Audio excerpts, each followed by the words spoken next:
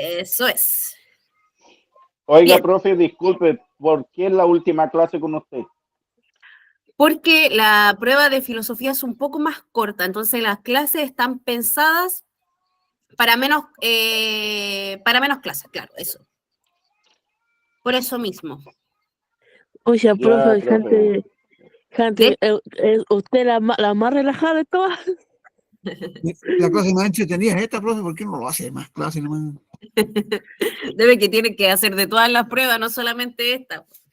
Pero bueno, vamos que se pueden, si yo estoy segura que les va a ir bien. Y bueno, dependiendo de eso también, si no les va tan bien, no se preocupe porque usted sabe, puede guardar las evaluaciones que le fue bien y volver a intentarlo. Así que vamos que se puede. Voy a proyectar pantalla. Hoy estamos asistiendo a nuestra última clase de filosofía y psicología. Así que vamos a empezar. Es la última que hay en materia. Ustedes me preguntaban recién por qué era menos, y es porque la materia también además de la prueba, ser un poco más corta, la materia es un poco menos, ¿ya?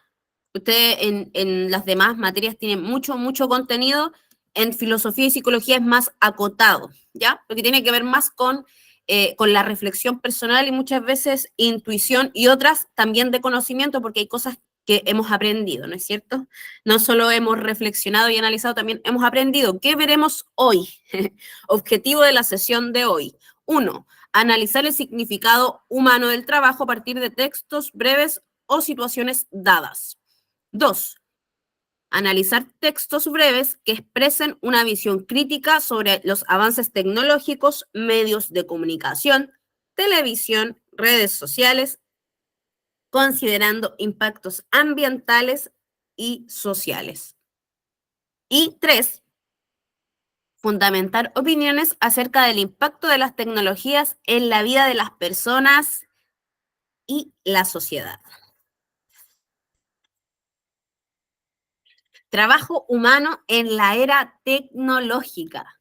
Los avances tecnológicos han revolucionado la forma en que vivimos, trabajamos y nos comunicamos. Sin embargo, estos avances también presentan desafíos y riesgos que debemos considerar.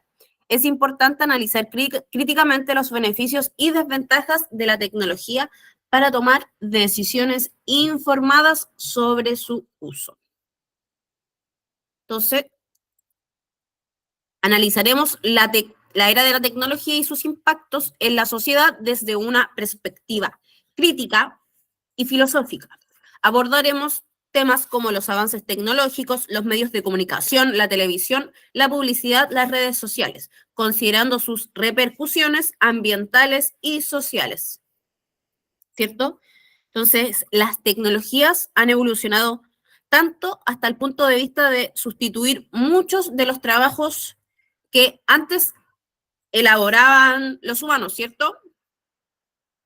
Entonces, trabajo humano en la era tecnológica. Según tu opinión, ¿qué diferencia el trabajo humano con el trabajo de una máquina? ¿Qué diferencia el trabajo humano con el trabajo de una máquina?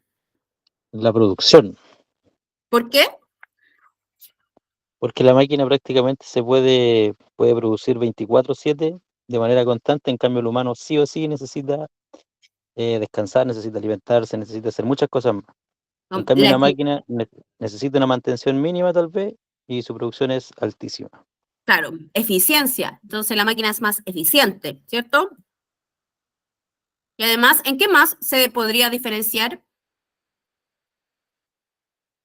Lo que mencionaba, no sé quién habló, parece Luis o no sé quién habló. Bueno. Los trabajos en su gran mayoría han sido sustituidos, ¿cierto? Se han reemplazado por máquinas, lo que es mucho más conveniente para las empresas, ya que los costos de producción disminuyen bastante, considerablemente, ¿cierto? Y los productos se hacen en menor tiempo. Además de esa diferencia, ¿qué diferencia el trabajo humano con el trabajo de una máquina? Los escucho, los leo.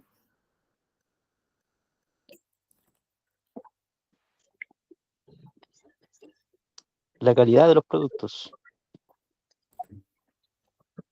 ¿Ya?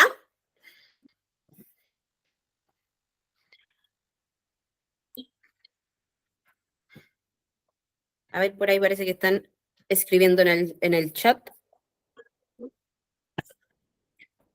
Claro, trabajo es más rápido. Perdón que fui a buscar un poquito de agua.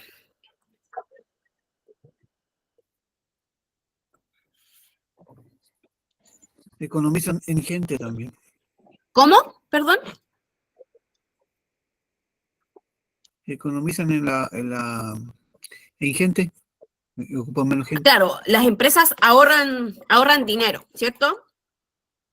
Es mucho más conveniente, especialmente para las grandes empresas, reemplazar el trabajo humano por las máquinas, ¿cierto? Porque, claro, es mucho más conveniente económicamente y también el trabajo, la producción es mucho mayor. ¿Diferencias? ¿Otras diferencias?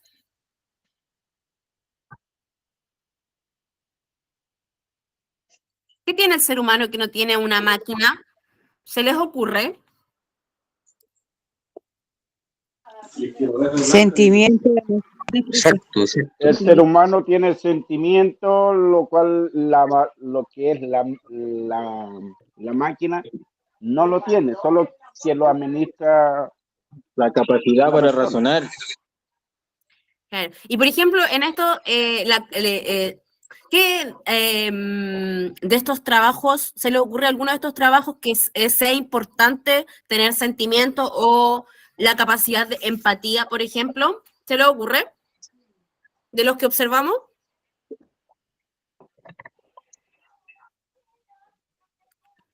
La de profesora, profe, profe, creo que no sé.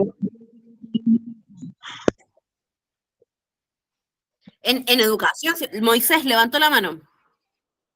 Sí, profe, sí, es que la máquina, lo que iba a enfatizar yo es que la máquina no tiene sentimiento, pongámosle, si talan los árboles, le destrozan las cosas, porque como son más grandes, tienen más capacidad, no tienen el cuidado que tendría el ser humano, creo yo también. Sí, muy buena acotación. Sí, la enfermera también, ¿cierto? En respecto de los trabajos, la pregunta que hice. ¿Alguien quería hablar algo? Ahí tiene el micrófono. Eso, ahí, disculpe. Entonces, uno de los, ustedes estuvieron súper bien porque diferencias fundamentales entre el humano, ¿no es cierto?, y el trabajo de la máquina tienen que ver con eso que ustedes mencionaron, con la creatividad, es decir, con esa capacidad cognitiva y social que tiene el ser humano, que involucra habilidades físicas, intelectuales y emocionales, como ustedes bien lo mencionaron, y qué bueno que hicieron hincapié en eso porque es algo súper relevante para el trabajo, ¿cierto? En cambio, la máquina se basa en una ejecución programada, ¿no es cierto?, con instrucciones y algoritmos, o sea, carece de independencia, es decir, es dependiente, ¿cierto?, de un ser humano, o sea, de lo que hizo de cómo lo programó ese ser humano, ¿cierto? Entonces, carece de iniciativa, de independencia y de capacidad de adaptación, ¿no es cierto? Porque el ser humano tiene una capacidad de adaptarse, pero altísima, ¿cierto? A situaciones cambiantes, es flexible, adaptable, o sea, se puede ajustar a situaciones imprevistas o tareas súper complejas. Una máquina todo lo contrario porque se caracteriza por su rigidez programada. La máquina no está preparada para situaciones que requieran un cambio, ¿cierto? Moisés, ¿quiere decir algo? Ejemplo, profe, que la máquina es más precisa, pongámosle, cuando las personas deben 2 pesos a una tienda, los mandan a DICOM, porque la máquina los manda automáticamente, el computador los manda que son deudores. Y si hubiese sido un ser humano, a lo mejor 2 pesos no habría pasado eso, ¿eh? La máquina es directa, no tiene sentimiento, va a cortar. No hay criterio. Claro. Sí. Exacto. Muy buen ejemplo el que dio. Entonces. Sí, pero o sea, igual ese ejemplo lo administra una persona, porque por así solo tampoco se va a hacer. Sí, exacto. Exacto. Es un buen ejemplo en el sentido que la máquina no empatiza con la situación o no tiene ese criterio de decir, pucha, si son 2 pesos, ¿cómo la va a mandar a DICOM? Porque la máquina está programada, claro, por un ser humano antes, pero no tiene un criterio, ¿cierto? Más que eso es eso, no importa que sea 1 ni 0,5 pesos. O sea, te vas a DICOM igual, lo que es una tontera, ¿cierto? La máquina no Claro. tiene criterio. Claro. Entonces, el ser humano se caracteriza, además de por tener criterio, ¿no es cierto?, tener razón, por tener creatividad, esa capacidad de generar nuevas ideas y soluciones creativas, ¿cierto? Puede innovar, la máquina no. El ser humano además tiene, muy bien ustedes lo mencionaron y que fue maravilloso que lo dijeran, porque primera vez que me pasa que hablan de, que tienen de la empatía, bueno, no lo dijeron así, pero estaban hablando de eso, que puede comprender y responder a las emociones de las demás personas, ¿cierto? El ser humano puede hacer eso. Las máquinas, por supuesto que no tienen empatía porque obviamente son incapaces de interpretar o responder ante emociones o sentimientos, ¿cierto? Finalmente, el ser humano, no importa el lugar en donde viva, ¿no es cierto? En el planeta, o sea, en el planeta, perdón, en el país que sea, está sujeto a principios éticos y morales, ¿cierto? De alguna forma el ser humano no va a ir y no va a decir como, no está programado de alguna forma que diga, oh, matar es bueno, por ejemplo. Estoy dando un ejemplo súper extremo, ¿cierto? Entonces, el ser humano de alguna forma toma decisiones a través de, está sujeto a las leyes de la ética y la moral, ¿no es cierto? Sabe discernir de alguna forma qué es lo bueno, qué es lo malo. Entonces, una máquina funciona de manera distinta, funciona de manera neutral, ¿cierto? Sin capacidad de juicio ético, por supuesto. Entonces, depende de la persona que la programe, ¿no es cierto? Depende de un ser humano que programa esa máquina. Entonces, lo que puede generar, por supuesto, beneficios y riesgos para la sociedad. En resumen, el trabajo humano se caracteriza por ser flexible, creativo, por ser empático, ¿no es cierto? Y capacidad de ética. El trabajo de una máquina es rígido, ¿cierto? Carece de iniciativa y se limita a una ejecución programada, ¿cierto? Si bien es cierto, ambas formas de trabajo tienen sus propias fortalezas y debilidades, por supuesto, la clave es encontrar esa complementariedad entre ambas, ¿no es cierto? Aquí no podemos decir estamos en contra de los avances tecnológicos porque sería estar casi en contra de la vida, porque, o sea, todo estamos estudiando a través de un dispositivo con acceso a Internet, o sea, ¿de qué estamos hablando? Pero como les di luces, por supuesto que no todo es malo, ¿cierto? En los avances tecnológicos. También el ser humano se sirve de los avances tecnológicos. Entonces, medios de comunicación, televisión y publicidad, redes sociales. Los avances tecnológicos han permitido progresos, ¿cierto? En áreas como progresos innegables, perdón, en áreas como la medicina, la educación y la comunicación. La medicina ha experimentado un auge gracias a la biotecnología, la robótica y la inteligencia artificial, lo que ha llevado a un aumento en la esperanza de vida y la calidad de vida. En el ámbito educativo, las plataformas digitales y los recursos en línea han democratizado el acceso al conocimiento y han abierto nuevas posibilidades para el aprendizaje y la comunicación. Por otro lado, se ha visto revolucionado por Internet y las redes sociales, permitiendo una conectividad global, instantánea. O sea que, por supuesto, que no todo es malo. Alguien tiene el micrófono prendido, que hace un poco de interferencia. Muchas gracias, muchas gracias. Entonces, por supuesto que no todo es malo, ¿no es cierto? Hay muchas cosas malas, pero no todo es malo. Y ahora bien, ¿qué o cómo han impactado ambiental y socialmente los avances tecnológicos? Los avances tecnológicos han tenido un impacto profundo en la sociedad y el medio ambiente. A continuación se detallan algunos de los impactos más importantes. Consumo de energía. En impactos ambientales, primero vamos a mencionar los impactos ambientales y luego los impactos sociales más relevantes. Los impactos ambientales: consumo de energía, contaminación, agotamiento de recursos, residuos electrónicos. Ya esos son los impactos ambientales que tienen los avances tecnológicos. Y los impactos sociales que han tenido los avances tecnológicos tienen que ver con el acceso a la información, conectividad, participación social, influencia social y cultural, y por último, desigualdad. Acá se pueden ver algunos impactos ambientales a causa de los avances tecnológicos. Primero hablábamos del consumo de energía, ¿no es cierto?, que tiene que ver con la producción y el uso de dispositivos electrónicos, así como la transmisión de datos, consumen gran energía, lo que genera, por supuesto, una gran contaminación en el aire. Esta contaminación, como efecto medioambiental, se puede evidenciar también en la fabricación y desecho de dispositivos electrónicos, como se ven ahí en las imágenes, que pueden contaminar el suelo y el agua con sustancias químicas nocivas, nocivísimas, ¿ya?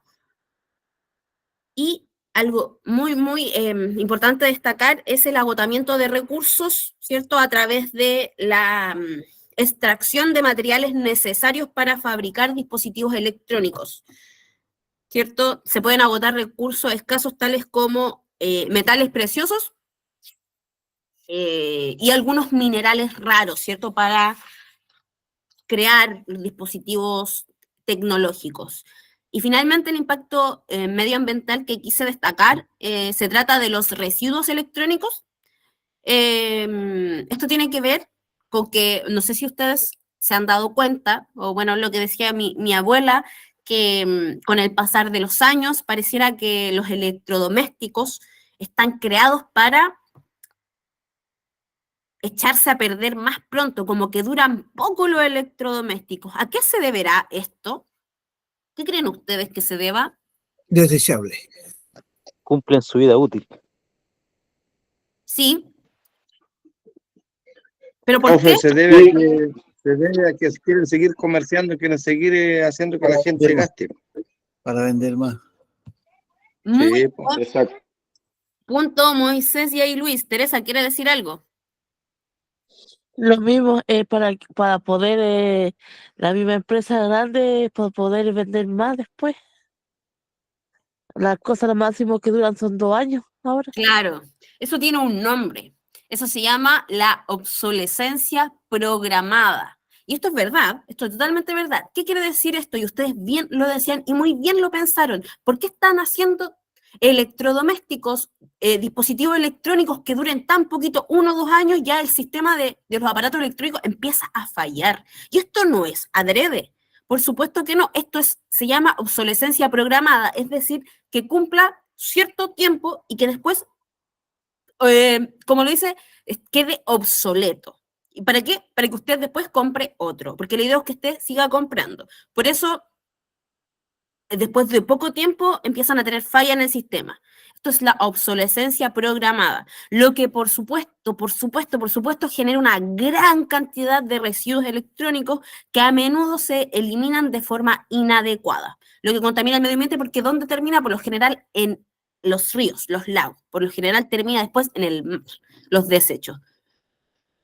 Por otro lado, como ya lo hemos dicho y lo mencionamos, esto no solamente impacta en el medio ambiente, sino que tiene los avances tecnológicos, tiene un impacto social súper importante, ¿cierto? Entonces, el primer impacto social que quise destacar tenía que ver con el acceso a la información, ¿cierto? Los medios de comunicación, la televisión y las redes sociales pueden proporcionar acceso a una gran cantidad de información y conocimiento. Sin embargo, pueden contribuir a la difusión de información errónea o desinformación, ¿cierto?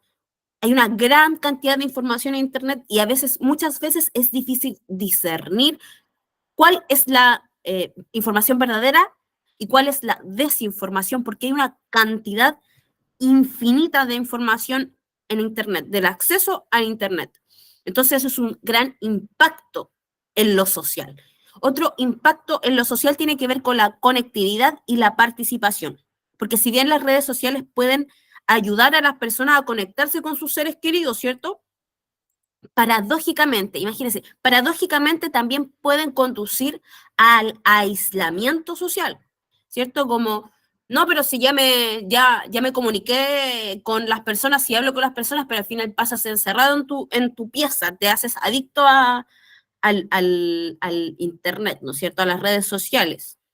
Generas una adicción a estar enfrente de una pantalla, como se ve algunos ejemplos.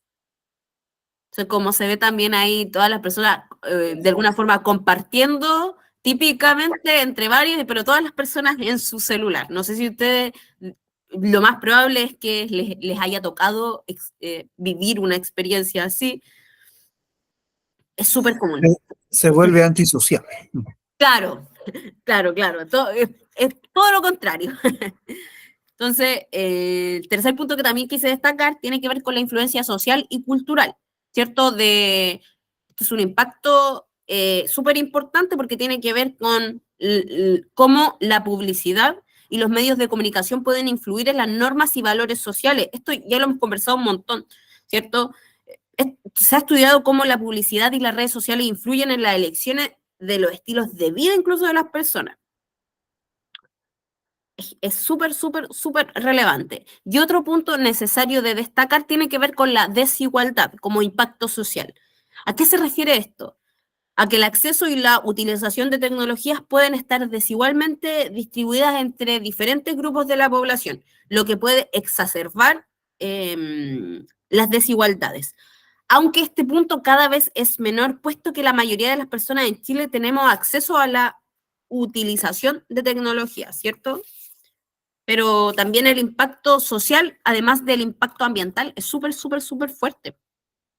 Que muchas veces la interacción social a través del Internet lo que genera es aislamiento y adicción a los videojuegos, por ejemplo. Entonces, si bien los avances tecnológicos no han servido, también es un arma de doble filo porque es una herramienta, ¿no es cierto? Y hay que saber utilizarla. Entonces, volviendo a esto, a los impactos ambientales, si bien, insisto, ha servido para el desarrollo de diversas enfermedades, también podemos ver evidencia de los efectos negativos, ¿cierto? De algunos avances tecnológicos como se puede observar. Entonces, la contaminación es uno de los problemas más grandes, ya que grandes fábricas producen autos y máquinas que producen CO2 y gases contaminantes que destruyen nuestro medio ambiente. Además, las tecnologías afectan demasiado los ríos y los lagos, contaminando totalmente la flora y la fauna. Y ya lo habían mencionado ustedes también, pero la talación de bosques para conseguir recursos es súper contaminante, al igual que la extracción de diferentes minerales, ¿cierto? Lo que puede destruir el medio ambiente. Y también, por ejemplo, cómo el uso del mercurio contamina absolutamente los ríos, ¿cierto? Y mercurio se ocupa para todo, casi en los aparatos tecnológicos. Entonces, otro de los impactos que se puede ver, que es impacto social, tiene que ver, ya lo mencioné antes, con la adicción a los videojuegos a causa de la tecnología, ¿cierto? O esto tiene un nombre, pero no me puedo acordar, que es el miedo a permanecer mucho tiempo sin el celular. O sea, hay personas que tienen fobia a estar sin el celular. De hecho, hace muchos años ya se viene estudiando esto, y es que investigadores concluyeron que el uso de redes sociales puede generar muchas veces depresión en las personas. ¿Por qué? Porque el alto uso de redes sociales o querer likes o reacciones o el simple hecho de esperar un mensaje vía WhatsApp que nunca llegó, nos hace dependiente de los medios de comunicación. Entonces, el problema no son los avances tecnológicos en sí mismos, ¿cierto? Porque ahora mismo nos ayudan, porque son herramientas que nos permiten estudiar, por ejemplo. El problema principal no está en la tecnología en sí mismo, sino el sobreuso o el abuso de las aplicaciones. Entonces, O la dependencia de ella también. claro, eso es lo que genera la dependencia, el el sobreuso, perdón, o el abuso de las plataformas digitales, porque está súper bien de repente, claro, estar en el celular, el computador, obviamente, tener tiempos de ocio, nada mal con eso. Por supuesto que no. Ahora, si tu vida deja de tener importancia o si tu vida depende de lo que digan o de cuántos likes tengas, o sea, y ahí está el asunto principal, en que tu vida dependa, tu felicidad dependa de un dispositivo electrónico. Y eso hay que tener mucho, mucho ojo. Un análisis de la sociedad contemporánea, porque vamos a practicar, porque no estamos hablando de esto porque sí, sino porque es materia de lo que nos convoca. Un análisis de la sociedad contemporánea, pregunta de prueba. Erich Fromm es un intelectual alemán que migra a Estados Unidos en el contexto de la Segunda Guerra Mundial. Fromm analiza los problemas y desafíos que observa en la sociedad postindustrial, es decir, la sociedad después de las industrias. Y él dice, abre comillas, el peligro del pasado era que los hombres fueran esclavos, pero el peligro del futuro es que los hombres se conviertan en robots. Cierra comillas, según el autor, en la sociedad contemporánea. Los seres humanos tienen el riesgo de, 2 puntos. A, experimentar soledad. B, vivir una existencia mecanizada. C, experimentar limitaciones políticas. D, vivir una experiencia de autonomía. ¿Cuál es la respuesta correcta? Me inclino por la B. B. La A también puede ser. A ver, piénsenle, voy a buscar agüita.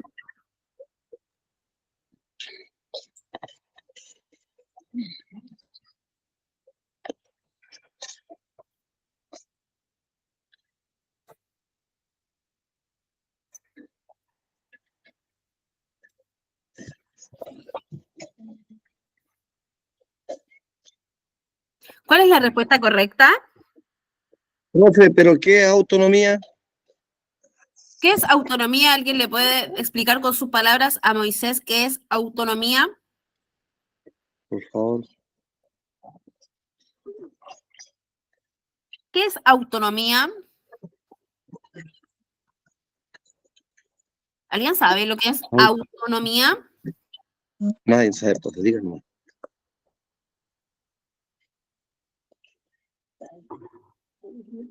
¿No saben lo que es la autonomía? Tiene que ver, como lo dice la palabra autonomía, es decir, tiene que ver con usted. Entonces, una experiencia de autonomía tiene que ver con diferencia, no es depender de otra persona, es una experiencia independiente. Es decir, como una experiencia libre. Vivir una experiencia de autonomía es que usted toma sus propias decisiones. Eso es la autonomía. Autónomamente usted decide, o sea, nadie le dice a usted lo que tiene que hacer. Entonces, ¿cuál será el riesgo de la sociedad contemporánea? A, La B, experimentar la soledad. ¿Teresa quiere decir algo? B, vivir una experiencia mecanizada. C, experimentar limitaciones políticas. D, vivir una experiencia de autonomía. ¿La B, profe? Yo digo que la A, profe. A Porque ya ver, se está viviendo, otoño. veamos. Según el autor, veamos lo que dice el autor. El peligro del pasado era que los hombres fueran esclavos, pero el peligro del futuro es que los hombres se conviertan en robots. ¿Cuál es la respuesta? A ver. La B, la B, la B, la B, la B, la B. A ver, mandemos la B. Así es, porque si bien es ¿Qué cierto, dice? podemos experimentar la soledad a causa de la sociedad contemporánea, no está refiriéndose a eso el autor, está hablando de vivir una experiencia mecanizada como robot, ¿cierto? ¿Cómo son los robots? Sí. Son máquinas. Máquinas, ¿cierto? No piensan por sí mismas. Mecánicas. Claro, Exactamente. exacto. son máquinas programadas. Sin sentimiento, sin nada, sin Muy pensamiento. ¿no? bien. Sí, súper bien, chicos. Súper.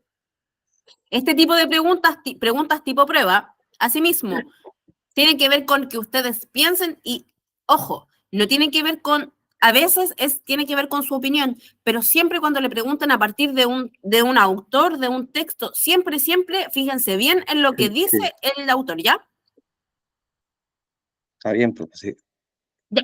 Miren, en esta misma, es el mismo enunciado, ¿cierto? Un análisis de la sociedad contemporánea, ¿cierto? El peligro del pasado era que los hombres fueran esclavos, pero el peligro del futuro es que los hombres se conviertan en robots. ¿Qué opinión le merece la advertencia del autor? ¿Están de acuerdo? ¿O no están de acuerdo? Sí, estoy de acuerdo con el autor. Sí, profe.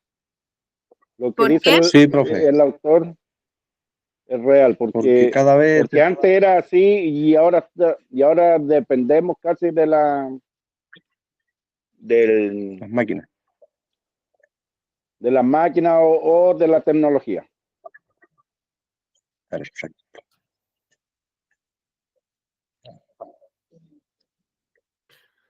Ahora dependemos de la tecnología, es cierto, pero asimismo como es una herramienta, que la tecnología se sirva para ayudarnos a nosotros y no al revés, ¿cierto? No sentirnos mal a causa de la tecnología, sino más bien ocuparlo como herramienta para que nos sirva, ¿cierto? Pero no actuar como robots, no vivir una experiencia mecanizada. Esa es la advertencia del autor, Claro. chicos.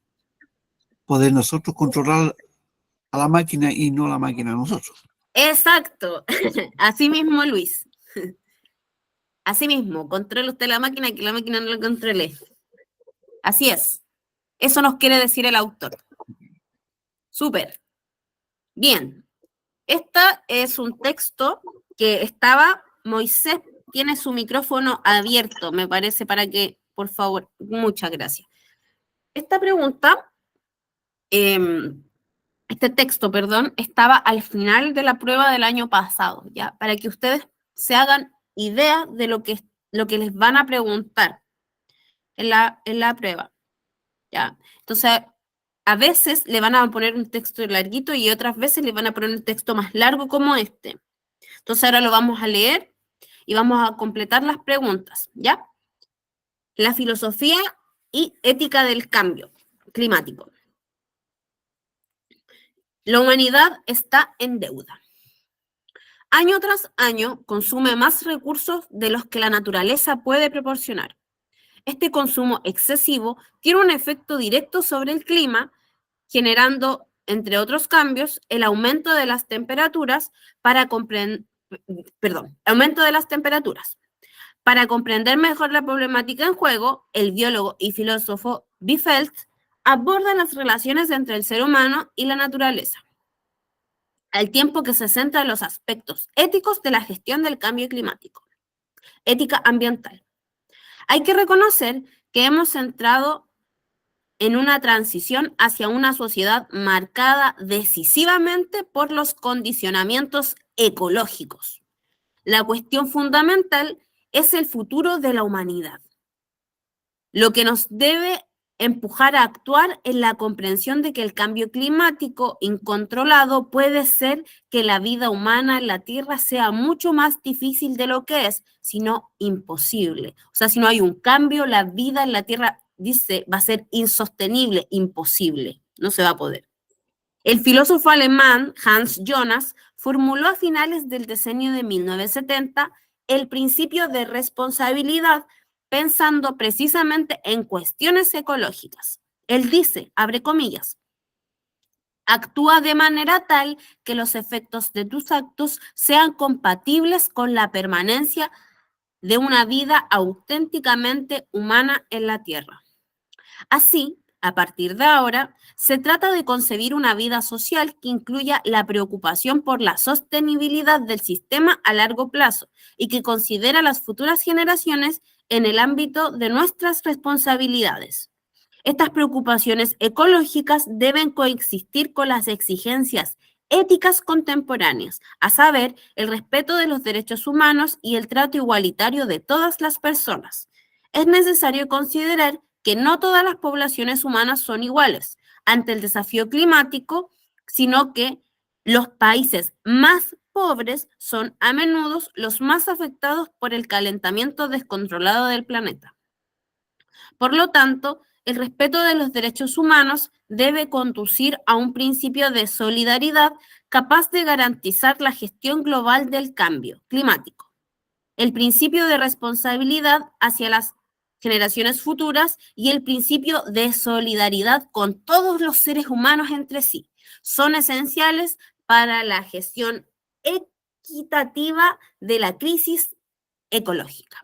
Ese texto estaba al final de la prueba del año pasado de Filosofía y Psicología. Y la pregunta que hicieron al respecto, de acuerdo al texto, ¿qué consecuencias para la vida podría tener la aplicación del principio de responsabilidad propuesto por el filósofo Hans Jonas? A. La sostenibilidad del sistema económico. B. La reducción de la población mundial y cese de conflictos ambientales. C.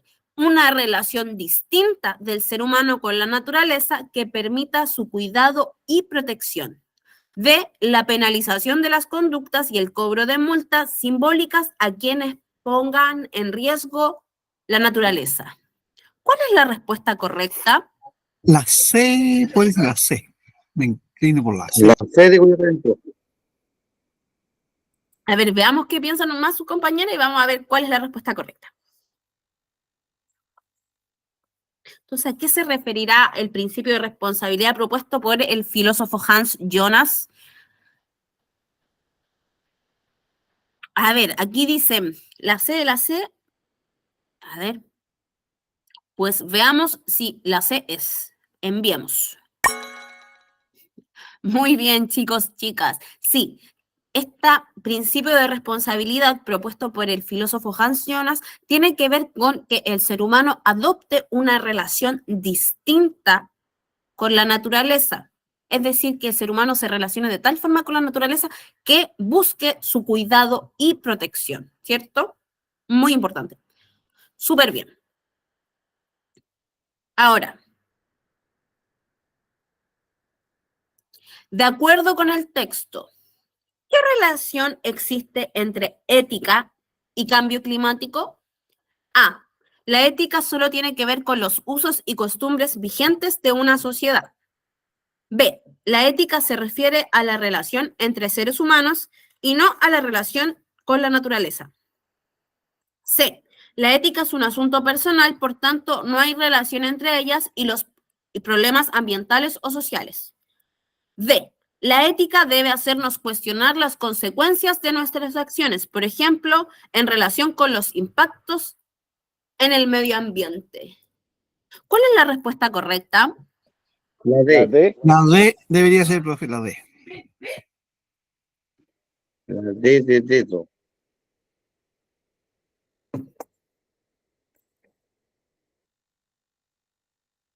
¿La D? Veamos.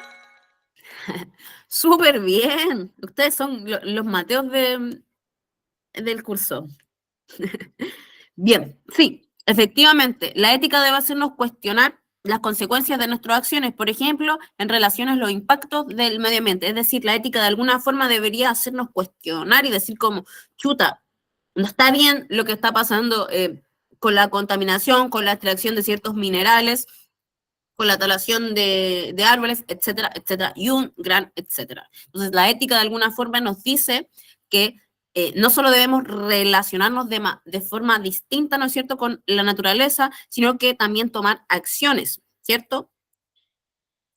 Bien, esta es la última pregunta de la prueba del año pasado, entonces yo quiero que ustedes, por favor, en este mismo instante, anoten en su cuaderno, hoja o donde sea, esta pregunta, yo se las voy a dejar acá en el chat de todas formas, que es la siguiente. Según el texto, ¿qué relación hay entre el respeto de los derechos humanos y la gestión de la crisis ecológica? Escriba su respuesta a continuación. Entonces yo ahora voy a dejar unos minutitos el texto para que ustedes lo anoten y voy a volver al texto para que ustedes puedan verlo, porque esta pregunta más bien no es tan fácil ya, pero quiero que ustedes logren hacer esa relación y puedan de alguna manera justificar, ¿ya? Entonces, eso es lo que nos interesa. Entonces, vamos a escribir esta pregunta en su cuaderno y vamos a volver al texto para luego compartir la respuesta. Bueno, entonces, ¿qué relación hay entre el respeto a los derechos humanos y la gestión de la crisis ecológica?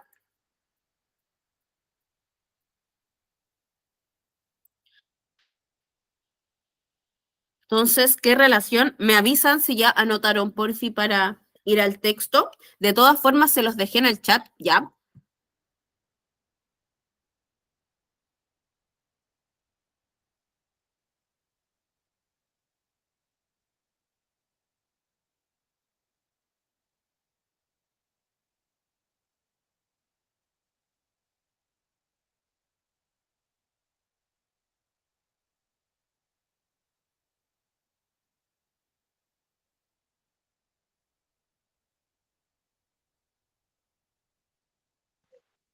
Profe, vamos a leer el texto y de ahí escribimos la respuesta, ¿cierto? Sí, mira, voy a volver al texto porque igual les dejé anotadito acá, ¿ya? Ahí para que ustedes puedan ver cuál es la relación, ¿ya? Aquí les voy a dejar el texto y lo voy a leer de nuevo. Hay que reconocer que hemos entrado, voy a leer desde ética ambiental hacia abajo. Hay que reconocer que hemos entrado en una transición hacia una sociedad marcada decisivamente por los condicionamientos ecológicos. La cuestión fundamental es el futuro de la humanidad, lo que nos debe empujar a actuar en la comprensión de que el cambio climático incontrolado puede ser que la vida humana en la Tierra sea mucho más difícil de lo que es, sino imposible. El filósofo alemán Hans Jonas formuló a finales del decenio de 1970 el principio de responsabilidad, pensando precisamente en cuestiones ecológicas. Él dice, actúa de tal manera que los efectos de tus actos sean compatibles con la permanencia de la vida auténticamente humana en la Tierra. Cierra paréntesis, cierra comillas. Así, a partir de ahora, se trata de concebir una vida social que incluya la preocupación por la sostenibilidad del sistema a largo plazo y que considera las generaciones futuras en el ámbito de responsabilidades. Estas preocupaciones ecológicas deben coexistir con las exigencias éticas contemporáneas, a saber, el respeto de los derechos humanos y el trato igualitario a todas las personas. Es necesario considerar que no todas las poblaciones humanas son iguales ante el desafío climático, sino que en los países más pobres son a menudo más afectados por el calentamiento descontrolado del planeta. Por lo tanto, el respeto de los derechos humanos debe conducir a principios de solidaridad capaz de de garantizar la gestión global del cambio climático. El principio de responsabilidad hacia las generaciones futuras y el principio de solidaridad a todos los seres humanos entre sí son esenciales para una gestión equitativa de la crisis ecológica. Bien, ¿qué relación hay entre el respeto de los derechos humanos y la gestión de la crisis ecológica? ¿Alguien quiere? Ya, profe. Ya. Yo, Ya.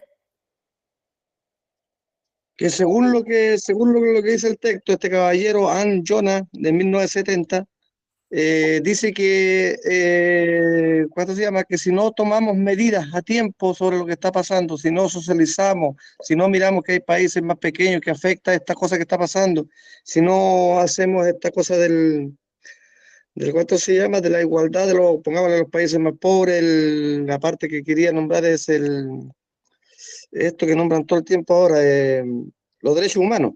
Ya. Los derechos humanos para así como recalcar el respeto hacia la otra gente, los seres humanos que van a nacer a futuro, bueno, sería muerte para ellos, creo yo, porque si no paramos esto ahora. O sea, deberíamos respetarlo y respetar el medio ambiente desde ya, según la conclusión que saca este caballero. Muchas gracias, Moisés.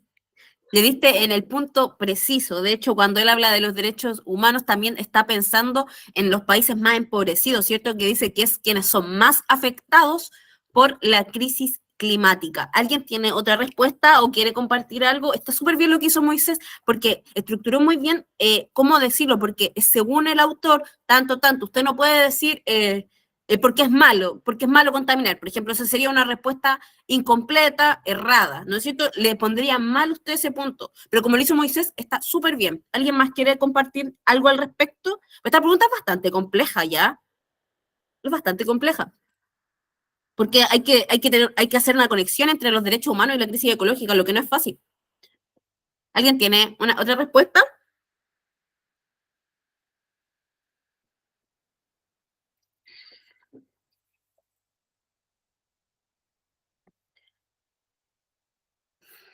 La crisis ecológica actual no solo representa un peligro para el planeta, sino también es una amenaza directa a los derechos fundamentales de las personas. La degradación ambiental, el cambio climático y la pérdida de biodiversidad tienen impactos devastadores para el disfrute de los derechos humanos que tienen que ver con una vida libre, por ejemplo, de contaminación, ¿cierto? Entonces, la exposición a sustancias tóxicas y desastres naturales relacionados con el clima ponen en riesgo la salud y la vida de las personas, especialmente en las comunidades más vulnerables. Entonces, también de una forma se vuelve un derecho humano el agua potable y el saneamiento, ¿cierto? Esto no hay que ir tan lejos, esto se puede ver en Chile, por ejemplo, en zonas de sacrificio, en el norte del país, la escasez del agua, producto de la sequía, ¿no es cierto?, y la mala gestión de los recursos hídricos. Entonces, abordar la crisis ecológica es crucial para garantizar el respeto y la protección y el derecho de las personas a vivir en un ambiente libre de contaminación. Queridos, mis queridísimas, la verdad, hasta el momento y hasta ahora, yo creo que esta es una de las preguntas más difíciles que ha aparecido en la prueba de desarrollo. Pero usted simplemente, si no sabe tan bien qué responder y dice, chuta, profe, está un poco difícil la pregunta o la prueba, usted lo que tendría que hacer es tomar lo que dijo el autor y decirlo con otras palabras. Y puede que usted ni siquiera esté de acuerdo. Lo importante es que usted argumente su respuesta. Mis queridísimos y queridísimas estudiantes, la verdad es que para mí ha sido un placer compartir estas semanas con ustedes. Estoy súper contenta con este curso. La verdad es que he sido súper participativo, súper lúcido, súper consciente. Estoy segura que les va a ir súper bien. Confiando nomás en la prueba, yo les voy a mandar una prueba tipo para que ustedes practiquen en su casa con las respuestas correctas para que un poco vean de qué va la prueba. Van súper bien, están preparados y preparadas para dar una excelente prueba, sin duda van a pasar, y si no, no se preocupe, porque de los errores se aprende, entonces seguramente lo va a intentar y le va a salir bien, y estoy muy confiada en que en las cosas, en los desafíos más grandes, lo van a poder sobrellevar. Así que estoy súper orgullosa de ustedes y de este gran cambio que están haciendo. Sacar el cuarto medio no es fácil y yo estoy muy orgullosa de ustedes. Así que eso, un gusto compartir y ojalá no vernos, pero vernos en otras circunstancias que no sean estas, ¿cierto? No es que no vernos más, ojalá vernos alguna vez, pero no en estas circunstancias, porque yo espero que todo pase. Así que eso, si no hay más preguntas, si no hay nada más que agregar, esta clase se da por finalizada y mucho gusto conocerlos. Gracias, profe. Voy a estudiar, voy a ser profe de filosofía. Me gustó.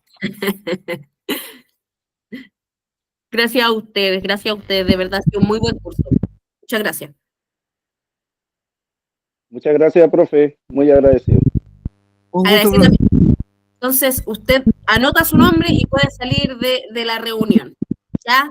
Un abrazo grande y que nos vaya bien. Chao, Gracias, chicos, profe. chicas. Un gusto Un gusto. conocerle igual. Un gusto para mí. Por supuesto que sí, un gustazo. Chao, profe, que esté bien. Chao, Moisés, un gusto Chao, que esté conocerlo. bien, que Chao. esté bien. Y nos vemos después de agosto para seguir estudiando. Eso, sí, hay que seguir estudiando.